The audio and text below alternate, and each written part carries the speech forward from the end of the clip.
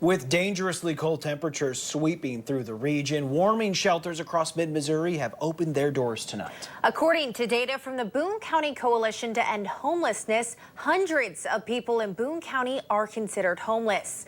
Our ABC 17's Mitchell Kaminsky visited the Room at the Inn shelter in Columbia this evening to learn more about some of the difficulties of trying to survive during these winter months. I have to pull this suitcase. Well, it's got like all my blankets. If I can't make it here, I don't want to freeze to death out here.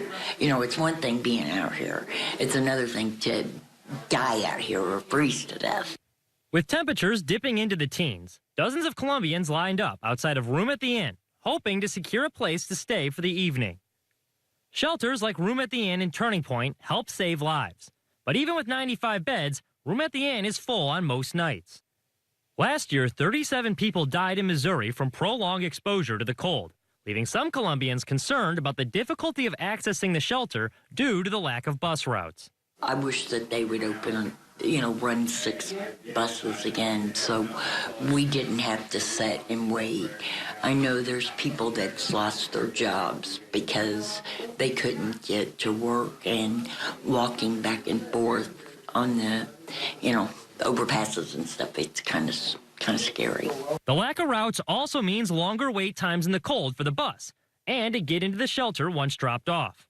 Not being able to stay in city parks is also causing issues for some of Columbia's homeless population, specifically the closure of Field Park.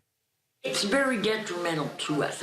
It's right like in a block or two of the Turning Point, and then it's just straight across from here.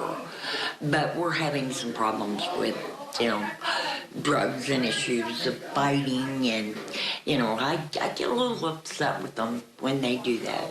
In Jefferson, Salvation Army Center of Hope has had cots set up for their warming shelter since October.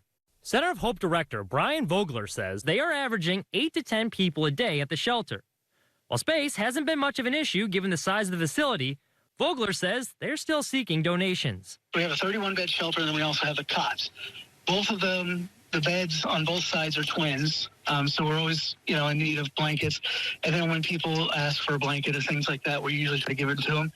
And then gloves and stocking caps. We try to make sure that when people come in, they have some gloves, they have some stocking caps.